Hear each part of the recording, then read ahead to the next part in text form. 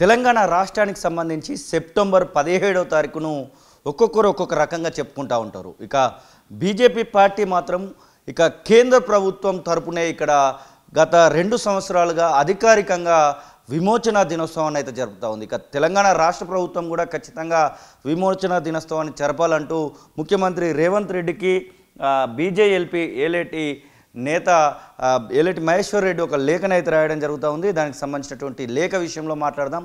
అసలు ఈ లేఖ ఎందుకు ఇప్పుడు రాయాల్సి వచ్చింది అనేటువంటి విషయాన్ని అడిగి తెలుసుకుందాం. సార్, అసలు ఏంటి మీరు ఈ ప్రతి సంవత్సరం ఈ విషయంలో మాట్లాడుతూ ఉన్నారు. గత ప్రభుత్వము అప్పుడు టీఆర్ఎస్ ప్రభుత్వము ముఖ్యమంత్రి చంద్రబాబు కేసీఆర్తో కూడా సేమ్ విషయాన్ని మాట్లాడారు. ఇప్పుడు రేవంత్ రెడ్డి విషయంలో కూడా ఇలాంటి లేఖలు రాయాల్సినటువంటి పరిస్థితి వచ్చింది. అసలు ఈ సెప్టెంబర్ 17ను బీజేపీ పార్టీ ఎందుకు హైలైట్ చేస్తూ చూసుకుంటుంది? అసలు ఇప్పుడు చరిత్రను మనం మార్చలేము.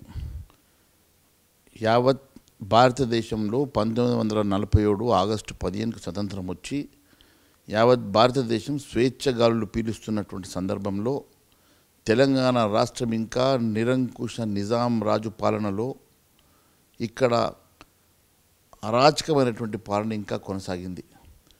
1948 సెప్టెంబర్ 17 వరకు ఈ తెలంగాణ ప్రాంతంలో నిజాం సర్కారు పెద్ద ఎత్తున ఈ ప్రాంతాన్ని ఒక సెపరేట్ దేశంగా మార్చుకోవాలని, ముస్లిం దేశంగా మార్చుకోవాలని ఒక సమాంతరమైనటువంటి కాసిం రజ్వీ ద్వారా ఒక ఫోర్స్ను ఏర్పాటు చేసుకొని ఆ ఫోర్స్ ద్వారా ఈ ప్రాంతంలోని హిందువుల మీద అరాచకాలు, దాడులు, మత మార్పులు చేయడానికి ఆ రోజు వాళ్ళు చేసినటువంటి ప్రయత్నం అంత ఇంత కాదు.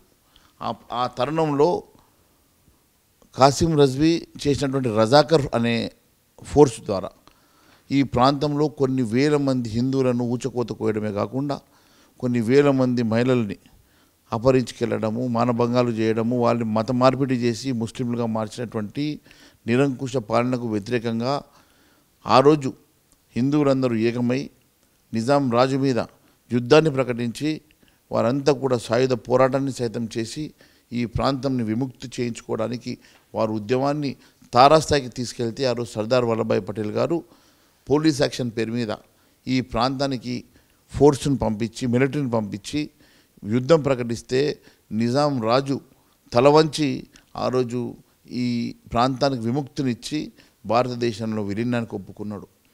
అయితే 1948 సెప్టెంబర్ 17లో ఈ ప్రాంతానికి స్వతంత్రం వచ్చినట్టుగా స్పష్టమవుతున్నది.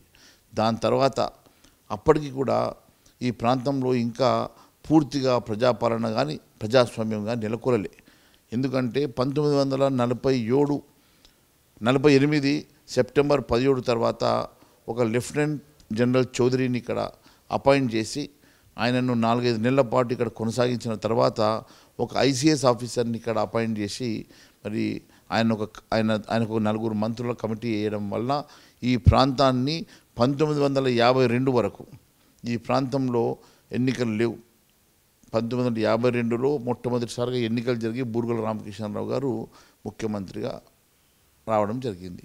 ఇప్పుడు మీరు చెప్పండి, 1947 మేము తప్పకుండా ఈ భారతదేశంలో స్వతంత్ర దినోత్సవంగా ఏ రకంగా అయితే జరుపుకుంటున్నామో అదే మాదిరిగా సెప్టెంబర్ 17 ఈ తెలంగాణ ప్రాంతానికి స్వేచ్ఛ వచ్చి, స్వతంత్రం వచ్చి, స్వేచ్ఛ గాలులు పీల్చుకున్నటువంటి ఈ ప్రాంతంలో సెప్టెంబర్ 17 విమోచన దినోత్సవాన్ని జరుపుకోవడం తప్పేమున్నది?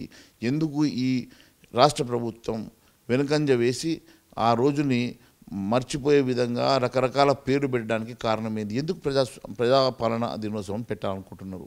నేను ఒకటి అడుగుతా ఉన్నా, అసలు సెప్టెంబర్ 17కి ప్రజాపాలనకి ఏమైనా సంబంధం ఉన్నదా? సెప్టెంబర్ 17కి ఎవరన్నా బుద్ధి ఉన్నవాడు, తెలివి ఉన్నవాడు, విఘ్నులు ఎవరన్నా సెప్టెంబర్ 17వ తారీఖు ప్రజాపాలన ఎట్లయితుంది? సెప్టెంబర్ 17 స్వతంత్ర దినోత్సవం, విమోచన దినోత్సవం. దాని తర్వాత కూడా ఇక్కడ లెఫ్టినెంట్ జనరల్ కొంతకాలం పాలించిండు. దాని తర్వాత ఐసీఎస్ ఆఫీసర్ కొంతకాలం అపాయింట్ చేసి ఇక్కడ అడ్మినిస్ట్రేషన్ నడిపించారు. 52 వరకు ఈ ప్రాంతంలో ప్రజాస్వామ్యమే నెలకొలలేదు. మరి ప్రజాపాలన ఎట్లయితుందో దీనికి సమాధానం వారే చెప్పాలా, ముఖ్యమంత్రి గారు. మరి కేవలం దీని విమోచన దినోత్సవం అనడానికి ఆయన ఎంఐఎం దోస్తులతో భయపడో లేకుంటే ముస్లిం ఓట్ల కోసం భయపడో చెప్పకుంటే అది అది వారి విఘ్నతకు వదిలేస్తున్నాం. కానీ మీరేమో విమోచన దినోత్సవం అంటూ ఉన్నారు, కానీ కొంతమంది అప్పుడు ఉన్నటువంటి సందర్భం ప్రకారం అప్పుడు ముస్లింలు, హిందువులు ప్రతి ఒక్కరు కూడా ఈ యొక్క పోరాటంలో పాల్గొన్నారు. సాయుధ పోరాటం కానివ్వండి, ఆ తర్వాత నిజాంకు సంబంధించినటువంటి వ్యతిరేక పోరాటంలో మగ్దుమ్ మొయినుద్దీన్ వాళ్ళు కొంతమంది పాల్గొన్నారు. దీన్ని హిందూ ముస్లిము గొడవలు పెట్టించేటువంటి విధానంలో భాగంగానే బీజేపీ లేవనెత్తుతున్నటువంటి మాట కాంగ్రెస్ పార్టీ ఆరోపిస్తుంది. అట్లాంటి ఆలోచన వాళ్ళు చెప్తున్నటువంటి ఆ యొక్క మాటకు సమాధానం ఏం చెప్తారు? చూడండి, నేను అదే చెప్తా ఉన్నాను. అరాచకంగా ఆలోచన రహితంగా కాంగ్రెస్ వాళ్ళు ఈరోజు విషం చిమ్మేటువంటి ప్రయత్నం చేస్తున్నటువంటి సందర్భంగా ఒకటి అడుగుతా ఉన్నా. ఎక్కడ కూడా మేము హిందువుల గురించో ముస్లింల గురించో మాట్లాడతలేము. నిజాం పాలన, నిజాం రాక్షస పాలన నుంచి విముక్తి పొందినటువంటి ఈ రాష్ట్రానికి విమోచన లభించినటువంటి దినంగా ప్రకటించడంలో ఇక్కడ హిందూ ముస్లిం ఎక్కడికి వెళ్ళి వచ్చిండ్రు? అట్లా చెప్పాలంటే నిజాం ఆ రోజు బ్రిటిష్ కాలంలో కూడా చాలామంది హిందువులు ముస్లింలు కూడా దాని లోపల మన అధికారం లోపల భాగస్వాములే కదా. ఆ రోజు దేశ స్వతంత్రంలో కూడా హిందువులు ముస్లింలు మరి పోరాటం చేసిండ్రు కదా. అప్పుడు 15 ఆగస్టు మనము ఇండిపెండెన్స్ డేగా సెలబ్రేట్ చేసుకున్నప్పుడు అక్కడ ఎవరు పార్టిసిపేట్ చేసిన అనేది అసందర్భము. ఇక్కడ కూడా ఎవరు పార్టిసిపేట్ చేసిన అనేది అసందర్భము. ఇక్కడ మేము ఏమంటున్నాము, నిజాం నిరంకుశ పాలన నుంచి విముక్తి పొందినటువంటి తెలంగాణ గడ్డ ఆ రోజు ఇండిపెండెన్స్ డే విమోచన దినోత్సవాన్ని ఎందుకు జరుపుకుంటలేమో అని అడుగుతున్నాం. దానికి మీరు రకరకాలుగా సమాధానం చెప్పుకుంటూ దాటవేసే ప్రయత్నం చేసి ఒకరు విలీన దినోత్సవాన్ని కొంతకాలము, మరొకరు వచ్చేసి ఇప్పుడు ఇది ప్రజాపాలన. ఎట్లయితే ప్రజాపాలన తెలుగున్నదా? తెలుగున్న మాటలన్నా అవి ప్రజాపాలన ఎక్కడికి వచ్చింది? సెప్టెంబర్ 17కి ప్రజాపాలనకి సంబంధం ఉన్నదా? ఏ రకంగా అది ప్రజాపాలన అవుతుంది? అసలు సెప్టెంబర్ 17 విమోచన దినోత్సవం వచ్చిన తర్వాత ప్రజాపాలన రాలేదు. సెప్టెంబర్ 17 తారీఖు రోజు మనకు కేవలం విముక్తి లభించినాక తర్వాత లెఫ్టినెంట్ జనరల్ చౌదరి గారిని అపాయింట్ చేసిన తర్వాత వారు ఒక 4-5 నెలల తర్వాత ఐసీఎస్ ఆఫీసర్ని అపాయింట్ చేసిన తర్వాత 1952లో మొదటిసారిగా బూరుగుల రామకృష్ణరావు గారు ముఖ్యమంత్రిగా వచ్చిన తర్వాతనే కదా. దాని తర్వాత కూడా కళ్ళు కుట్టి కాంగ్రెస్లో మళ్ళీ తీసుకుపోయి ఆంధ్రులతో కలిపి మళ్ళీ 56లో మళ్ళీ తీసుకుపోయేసి ఆంధ్రులతో కలిపి మళ్ళీ యునైటెడ్ ఆంధ్రప్రదేశ్ పెట్టి మళ్ళీ ఒక రాజకీయం చేసిండ్రు. సరే, ఏవైనా చరిత్రలకు పోదలుచుకోలేదు. నేను ఒకటి అడుగుతున్నా, ఈరోజు ఈ ప్రాంతంలో సెప్టెంబర్ 17 రోజు నిజాం నిరంకుశ పాలనకి విముక్తి కలిగినటువంటి ఈ ప్రాంతానికి ఎందుకు మీరు విమోచన దినోత్సవం ప్రకటించడంలో జంకుతా ఉన్నారు? కేవలం ఎంఐఎంకి భయపడా, ముస్లిం ఓట్లకు భయపడని మాత్రమే అడుగుతున్నాను. Thank you. బీజేపీ పార్టీ ఇప్పుడు దాదాపుగా 2 సంవత్సరాలుగా కేంద్ర ప్రభుత్వం తరఫు నుంచి ఇక్కడ ఒక దినోత్సవం, విమోచన దినోత్సవం అనేది జరుపుతుంది. దానికి అమిత్ షా కూడా వచ్చినటువంటి సందర్భాలు ఉన్నాయి. ఈ సంవత్సరము సెప్టెంబర్ 17వ తారీఖు ఎట్లాంటి సెలబ్రేషన్స్ ఇక్కడ ఉండబోతా ఉన్నాయి? ఎప్పటిలాగానే సెలబ్రేషన్స్ ఉంటాయి. మరి ఎప్పటిలాగానే అక్కడ బహిరంగ సభ జరుపుకుంటున్నాం.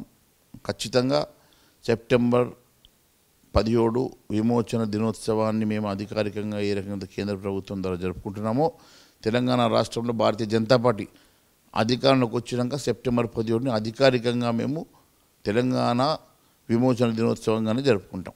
సెప్టెంబర్ 20వ తారీఖున తెలంగాణ క్యాబినెట్ సమావేశం జరగనుంది. ఆ క్యాబినెట్కి సంబంధించినటువంటి విషయంలో ఏమైనా మీ తరపు నుంచి, బీజేఎల్పీ తరపు నుంచి ఏమైనా డిమాండ్స్ పెట్టబోతా ఉన్నారు? ఏం లేదు, ఇచ్చిన హామీలు నెరవేర్చమను, 6 గ్యారెంటీలు నెరవేర్చమను, చట్టబద్ధత తెస్తామని తెమ్మను, వాళ్ళు ఇచ్చిన మాట నిలబెట్టుకోమను, వాళ్ళు చేసిన హామీలు అన్నింటి కూడా నెరవేరిస్తే అయిపోయాయి. దాని ఉన్నది ఎన్ని మీటింగ్లు పెట్టుకుంటే ఏం లాభం? మీరు ఇస్తామని హామీలు నెరవేర్చకుండా ఉత్తమ మీటింగ్లు పెట్టుకుంటే ఏమొస్తుంది? హైడ్రాకి సంబంధించినటువంటి విషయంలో ఒక అడుగైతే వెనక్కి పడింది అనేటువంటి మాటలు కూడా ప్రజలు మాట్లాడుకుంటూ ఉన్నారు. నిజంగానే అది మీరు చాలా రోజుల నుంచి అలా ఆరోపిస్తూ ఉన్నారు, హైడ్రా అనేది ఒక హైడ్రామాగానే మారేటువంటి అవకాశం ఉందని. ఇప్పుడు ఏం చెప్తారు ఈ మధ్య కాలంలో జరిగినటువంటి కూల్చివేతలను చూసిన తర్వాత? ఎన్నిసార్లు చెప్పాలా? చెప్పిందే చెప్తున్నా కదా, మళ్ళీ అడుగుతున్నారు. అదే చెప్తా, హైడ్రా అనేది పూర్తిగా ఈరోజు కూరలు వీకేసినటువంటి హైడ్రాగా, ఎలాంటి అధికారం లేకుండా కేవలం ఎగ్జిట్ కోసం చూస్తున్నటువంటి ముఖ్యమంత్రి గారు ఏదో ఒక రకంగా హైడ్రా నీరు గారుస్తున్నారు. దీనికి పేదవారికి నోటీసులు లేకుండా కూలుస్తారట. అదే మురళీమోహన్ లాంటి వాళ్ళకేమో నోటీసులు ఇస్తారట, ఓవైసీకి కూడా నోటీసులు ఇస్తారట. ఇది ఏం డ్రామా ఇది? ఇప్పుడు వాళ్ళకి నోటీసులు ఇచ్చి వాళ్ళు కోర్టుకు పోయి స్టేలు తెచ్చుకోవడానికో, నోటీసులు ఇచ్చి కూలగూల్చకుండా కాలయాపన చేయడానికో మనకు వస్తే మరి పేదోళ్ళు అట్లా చేస్తలేరా? పాపం పేదోళ్ళు గరీబోళ్ళది ఏముంది తప్పు ఉన్నది? గరీబోళ్ళని మాత్రం తుక్కు మీరు గొలగొట్టేస్తున్నారు. మరి వాళ్ళు కూడా పర్మిషన్లు ఇచ్చిన మన అధికారులు మాత్రం ఏమంటలేరు. మరి అధికారులు ఆ రోజు ప్రభుత్వం కూడా మరి ఇచ్చి కంపెన్సేషన్ ఇచ్చి వారికి కూడా అపార్ట్మెంట్ కట్టించి వారికి కూడా ఏదైనా ఆల్టర్నేటివ్ మరి ప్రాపర్టీస్ క్రియేట్ చేసి మరి దానికి మీరు కంపెన్సేషన్ ఇవ్వండి. మీరు ఏం లేకుండా గరీబుల మీదనేమో ఉక్కుపాదం మోస్తారట, పైసలు ఉన్న వాళ్ళ దగ్గర, అధికారం ఉన్న వాళ్ళ దగ్గర, లేకుంటే ఓవైసీ లాంటి వాళ్ళకి భయపడి. ఎందుకు మరి ముస్లిం ఓల్డ్ సిటీకి ఎందుకు పోతారు బండ్లు? ఓల్డ్ సిటీలో పోతుంది ఎందుకు మీకు లాగులు నడుస్తున్నాయి? ఎందుకు మరి ఓవైసీ అంటే ఎందుకు భయం మీకు? ఓవైసీని చూసి ఎందుకు భయపడతారు? ఆయన బిల్డింగ్లు ఎందుకు కూడా వచ్చారు? ఆయన ప్రాంతంలో ఉన్నటువంటి ఇల్లీగల్ కన్స్ట్రక్షన్ మీద ఎందుకు కన్నయ్యారు? అసలు మీ జ్యుడిక్షన్ లేదు ఎట్లన్నా? సరే, దీని మీద నేను మాట్లాడతాను, ఖచ్చితంగా గతంలో మాట్లాడినా మళ్ళీ నేను గట్టి మాట్లాడతాను. ఇది ఏలేటి మహేశ్వర్ రెడ్డి చెప్తున్న మాటలు. ఖచ్చితంగా సెప్టెంబర్ 17వ తారీఖును ప్రజా పరిపాలన అని ఎట్లా చెప్తారు, విమోచన దినంగా జరపాల్సిందే అనేటువంటి లేఖను కూడా ముఖ్యమంత్రికి అయితే పంపిస్తున్నటువంటి పరిస్థితి చూస్తూ ఉన్నాం. ఖచ్చితంగా స్వతంత్ర దినం అనే దాన్నే జరపాలి తప్పితే ప్రజా పరిపాలన దినం అని ఎట్లా చెప్తారు అనేటువంటి ప్రశ్నను కూడా వారు లేవనెత్తున్న పరిస్థితి. కెమెరా పర్సన్ సతీష్తో కలిసి శ్రీనివాస్, తొలి వెలుగు, హైదరాబాద్. అసలైన తొలి వెలుగు. ఫాలో వాట్సాప్ @తొలి వెలుగు official.